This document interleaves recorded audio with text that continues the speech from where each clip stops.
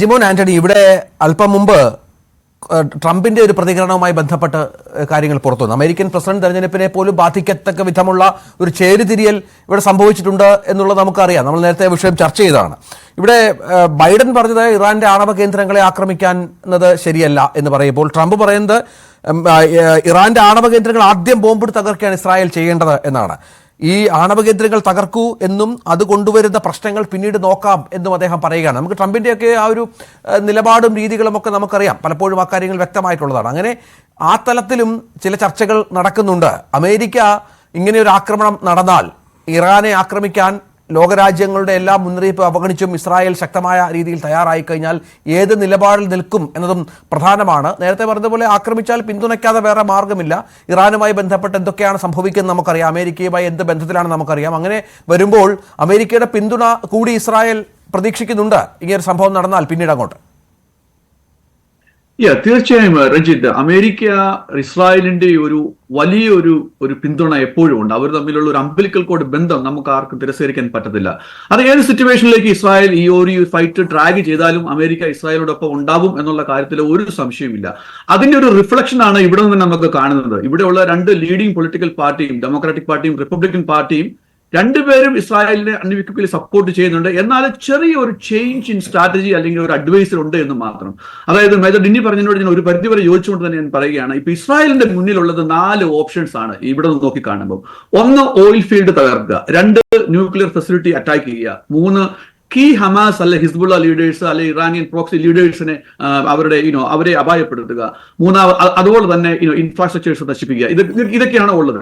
അപ്പൊ ഇതിനകത്ത് ഇതുവരെ ടാർഗറ്റഡ് അറ്റാക്ക് നടന്നതിനകത്ത് നമ്മൾ കണ്ടു ഓൾറെഡി ഹസൻ നസറുള്ളയെ കൊന്നു, ഹിസ്ബുള്ളയുടെ നേതാവിനെ കൊന്നു. അതിനുശേഷം ഇപ്പോഴത്തെ ഒരു ബ്രേക്കിംഗ് ന്യൂസ് ഇവിടുന്ന് ഒരു അൺകൺഫേംഡ് ന്യൂസ് ആണ് ഇന്റർനാഷണൽ മീഡിയ ഉദ്ധരിച്ചുകൊണ്ടാണ് ഞാൻ ഈ പറയുന്നത്. എനിക്ക് തോന്നുന്നത് ഇപ്പം നമ്മുടെ ഒരു ഹസൻ നസറുള്ളയുടെ സക്സസർ ആയിട്ടുള്ള, അദ്ദേഹത്തിന്റെ പേര് പെട്ടെന്ന് എനിക്ക് മനസ്സിൽ വരുന്നില്ല, ഹഷീം സൈഫുദ്ദീൻ, അദ്ദേഹം അപായപ്പെട്ടു എന്നാണ് ഒരു അൺകൺഫേംഡ് ന്യൂസ് ഇപ്പൊ വരുന്നത്. അപ്പൊ ഓർക്കണം, നമ്മൾ കഴിഞ്ഞ ആഴ്ചയാണ് ഹസൻ നസറുള്ളയെ കൊലപാതകം അത് നടന്നത്. അതിനുശേഷം കഴിഞ്ഞ ഈ വെള്ളിയാഴ്ച 2 ദിവസം മുമ്പ് ഒരു ഇന്റൻസ് ഹെവി ബോംബിംഗ് ബെറൂട്ട് ഏരിയയിൽ നടക്കുന്നുണ്ടായിരുന്നു. അപ്പൊ അതിനെ ഇന്റർനാഷണൽ മീഡിയയും അല്ലെ പല രാജ്യങ്ങളും ലോകരാജ്യങ്ങളും വിമർശിച്ചു. കാരണം അതിൽ ഒത്തിരി അധികം സാധാരണ ആൾക്കാർ മരിച്ചു, കൊല്ലപ്പെട്ടു എന്നൊക്കെ പറഞ്ഞു. എങ്കിൽ പോലും ഇസ്രായേൽ വളരെ നിർബന്ധ ബുദ്ധിയോടുകൂടി ആ ഒരു ഏരിയയിൽ വളരെ സ്പെസിഫിക് ആയിട്ട് കീപ്പ് ഓൺ ബൊമ്പാർഡ് ചെയ്തുകൊണ്ടേയിരുന്നു. അപ്പൊ അതിന്റെ ഫലമായിട്ടാണ് എന്ന് എനിക്ക് തോന്നുന്നു. കാരണം ഈ സെക്കൻഡ് ഇൻ കമാൻഡ് അല്ലെങ്കിൽ സക്സസർ ആയിട്ട് വരാൻ പോയ പോസിബിലിറ്റി ഉണ്ടായിരുന്നാലേ നമ്മളെല്ലാവരും പറയുന്ന അദ്ദേഹവും അപായപ്പെട്ടു. കൺഫേംഡ് അല്ല ഞാൻ പറയുന്നത്, ഇന്റർനാഷണൽ മീഡിയനെ ഉദ്ധരിച്ചുകൊണ്ടാണ് ഞാൻ പറയുന്നത്. ദർ ഈസ് എ പോസിബിലിറ്റി അദ്ദേഹം അപായപ്പെട്ടു. അദ്ദേഹമായിട്ടുള്ള എല്ലാ കണക്ഷൻസും അല്ലെങ്കിൽ എന്താ പറയുക ഒരു എല്ലാ ബന്ധങ്ങളും ലെബനീസ് അവർക്ക് നഷ്ടപ്പെട്ടു, ഹിസ്ബുള്ളക്ക് നഷ്ടപ്പെട്ടു എന്നാണ് അവർ പറയുന്നത്. വരും മണിക്കൂറുകളിൽ അല്ലെ വരും നിമിഷങ്ങളിൽ അതിന്റെ കൺഫർമേഷൻ നമുക്ക് കാണാം. അപ്പൊ ഏതായാലും ഇവിടെ നിന്നുള്ള ഒരു ട്രംപിന്റെ ഒരു പോസ്റ്റർ എന്ന് പറഞ്ഞു കഴിഞ്ഞാൽ ഉരുളയ്ക്ക് കറക്റ്റ് ആയിട്ടുള്ള അടി വേണം എന്നുള്ളതാണ്. അത് ന്യൂക്ലിയർ ഫെസിലിറ്റി തന്നെ, അത് മർമ്മത്ത് തന്നെ കൊടുക്കണം എന്നുള്ളൊരു പോസ്റ്ററാണ് ട്രംപ് എടുക്കുന്നത്. അതിനൊരു റീസണും കൂടിയുണ്ട്. ട്രംപിന്റെ റിലേഷന് ബെഞ്ചമിൻ നെതന്യാഹുമായിട്ടുള്ളതും ബൈഡനും അവർ തമ്മിലുള്ളതും തമ്മിൽ ചെറിയൊരു വ്യത്യാസമുണ്ട്. As a whole nation America support and backup Israel ഏതെങ്കിലും സിറ്റുവേഷനിൽ പോയാലും. എന്നാൽ പോലും ബൈഡന്റെ ഒരു അഡ്വൈസ്, ഒരു മച്ചുവേർഡ് ആയിട്ടുള്ള അഡ്വൈസ് എന്ന് പറയുന്നത് നിങ്ങൾ ഹെവി ആയിട്ട് അറ്റാക്ക് ചെയ്യണം, എന്നാൽ 2 കാര്യങ്ങൾ ഒഴിവാക്കാൻ നോക്കണം എന്നാണ് അദ്ദേഹം പറയുന്നത്. എന്തൊക്കെയാണ് 2 കാര്യങ്ങൾ? 1, ന്യൂക്ലിയർ ഫെസിലിറ്റിയിൽ അറ്റാക്ക് ചെയ്യരുത്.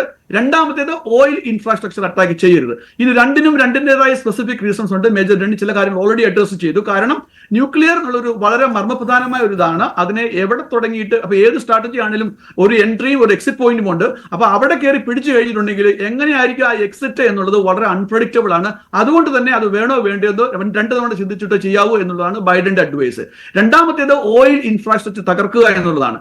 അവിടെ അങ്ങനെ ഒരു സംഭവം നടന്നിട്ടുണ്ടെങ്കിൽ ഡയറക്റ്റ് ആയിട്ട് ഒരു ഇമ്പാക്ട് ഇറാൻ ഉണ്ടായാലും ലോകരാജ്യങ്ങൾ, അമേരിക്ക ഉൾപ്പെടെയുള്ള അല്ലെ ഇന്ത്യ ഉൾപ്പെടെയുള്ള രാജ്യങ്ങൾക്കും അതിന്റെ റിപ്രിക്കേഷൻ, ഓയിൽ പ്രൈസ് കൂടി മറ്റ് കാര്യങ്ങളൊക്കെ ആയിട്ട് അതിന്റെ റിപ്രിക്കേഷൻ വരികയും ലോകം മൊത്തത്തിലൂടെ ഒരു മാന്ദ്യത്തിലേക്ക് പോകാനുള്ള ഒരു പോസിബിലിറ്റിയും വന്നേക്കാം എന്നുള്ളൊരു ചിന്തയുണ്ട്. ഓർക്കണം, ഇവിടെ ഇപ്പം ഇലക്ഷന് 30-32 ദിവസം മാത്രമേ ബാക്കിയുള്ളൂ. അപ്പൊ ആ ഒരു 30 ദിവസത്തിനകത്ത് അങ്ങനെ ഒരു അൺവാണ്ടഡ് സിറ്റുവേഷനിലേക്ക് വരാനായിട്ട് അല്ലെങ്കിൽ ഡ്രാഗ് ചെയ്യാനായിട്ട് ഈ ബൈഡൻ അഡ്മിനിസ്ട്രേഷൻ ഒരു കാരണവശാലും ആഗ്രഹിക്കുന്നില്ല എന്നുള്ളതും ഒരു വസ്തുതയാണ്.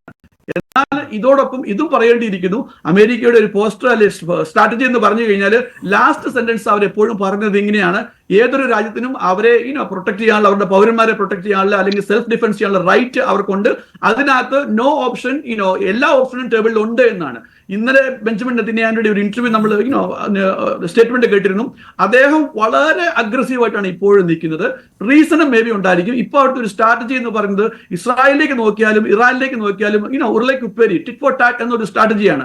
അയത്തുള്ള ഖുമേനി കഴിഞ്ഞ 5 വർഷമായിട്ട് പ്രത്യക്ഷപ്പെടാറില്ലായിരുന്നു. അതിനു മുമ്പേ ഇടയ്ക്കൊക്കെ അദ്ദേഹം ഒരു സ്പിരിച്വൽ ലീഡർ ആയിട്ട് വെള്ളിയാഴ്ച ജനങ്ങളെ അഭിസംബോധന ചെയ്യുന്ന ഒരു പതിവുണ്ടായിരുന്നു. എന്നാൽ അതിനും ഒരു വ്യത്യാസം വരുത്തിക്കൊണ്ട് കഴിഞ്ഞ വെള്ളിയാഴ്ച അദ്ദേഹം പ്രത്യക്ഷപ്പെടുകയും വലിയൊരു സ്പിരിച്വൽ സ്പീച്ച് നടത്തുകയും, സ്പിരിച്വൽ ആണോ എന്ന് ചോദിച്ചു കഴിഞ്ഞാൽ അല്ലാന്ന് മേ ബി വേണമെങ്കിൽ നമുക്ക് പറയാം. കാരണം അതിനകത്ത് ഒത്തിരി ത്രിട്ടണിയും ഉണ്ടായിരുന്നു. അമേരിക്കയെ ഒരു പേപ്പട്ടി എന്ന് അദ്ദേഹം വിളിച്ചു, ഇസ്രായേൽ രക്തകുതിയന്മാര് രാക്ഷസന്മാരാണെന്ന് പറഞ്ഞു. അങ്ങനെയുള്ള ഒത്തിരിയധികം ചേതാപനികളും അല്ലെങ്കിൽ ഭീഷണികളും ഉള്ള ഒരു പ്രസംഗമായിരുന്നു ഉണ്ടായിരുന്നത്. അതോടൊപ്പം നോട്ടിഫൈ ചെയ്യേണ്ട വേറൊരു കാര്യം, 1948 തൊട്ട് 2023 വരെ ഏകദേശം 7 മഹായുദ്ധങ്ങളാണ് ആ റീജിയനിൽ ഉണ്ടായിരിക്കുന്നത്. എന്നാൽ 82 വരെ ഇസ്രായേലും ഈ പറഞ്ഞ നെയ്ബറിംഗ് കൺട്രികളായുള്ള ജോർദാൻ അല്ലെ പാലസ്തീൻ അല്ലെ ഈജിപ്റ്റ് അവരുമായിട്ടൊരു ഡയറക്ട് ഫൈറ്റ് ആയിരുന്നു. 82 ശേഷം ഈ രാജ്യങ്ങൾ ഡയറക്റ്റ് ആയിട്ട് ഇൻവോൾവ് ആവാതെ അവരുടെ തന്നെ പ്രോക്സിയായ അത് ഹമാസ് അല്ലെ ഹിസ്ബുള്ള അല്ലെ ഹൂതീസ് എന്ന് പറയുന്ന ആ ഒരു പക്ഷങ്ങളായിട്ട് ഒരു പ്രോക്സി വാറായിരുന്നു വന്നുകൊണ്ടിരുന്നത്. അപ്പൊ ഈ കഴിഞ്ഞ 1 വർഷമായിട്ടും അങ്ങനെയായിരുന്നു നടന്നുകൊണ്ടിരുന്നത്. ഇസ്രായേൽ ഒരിക്കലും ഡയറക്റ്റ് ആയിട്ട് പാലസ്തീനെ അറ്റാക്ക് ചെയ്യൂ അല്ലെ പാലസ്തീനായിട്ടുള്ള ഫൈറ്റ് എന്ന് പറയാതെ ഹസ്ബുള്ള അല്ലെ ഹമാസ് ആയിട്ടുള്ള ഫൈറ്റ് എന്ന് പറഞ്ഞുകൊണ്ടിരുന്നത്. അതേസമയം ഇസ്രായേലും ഇറാനും അല്ലായിരുന്നു പറഞ്ഞിരുന്നത്. ഇറാനിലുള്ള ഇറാന്റെ പ്രോക്സികളുമായിട്ടുള്ള ഫൈറ്റ് ആണ് എന്നായിരുന്നു പറഞ്ഞുകൊണ്ടിരുന്നത്. എന്നാൽ അതിനും നമ്മൾ ഇവിടെ നോക്കുകയാണെങ്കിൽ കാണാൻ പറ്റും ഒരു വ്യതിയാനം വന്നു. ഈ കഴിഞ്ഞ ഏപ്രിൽ തൊട്ട് ഇറാന് ഒന്നുകൂടെ കാര്യങ്ങൾ ഡയറക്റ്റ് ആയിട്ട് ഇൻവോൾവ് ആയി ഫ്രണ്ടിലേക്ക് കയറി വന്ന് അറ്റാക്ക് ചെയ്യുന്ന ഒരു പ്രതീതിയിലേക്ക് വന്നു. അതിന്റെ ഒരു എക്സാമ്പിൾ ആണ് നമ്മൾ കണ്ടത്. ഏപ്രിൽ മാസം 200-ലധികം റോക്കറ്റ് അല്ലെങ്കിൽ മിസൈൽസ് വരികയും ഇവിടെ ഹസൻ നസ്രയുടെ പിൻഗാമി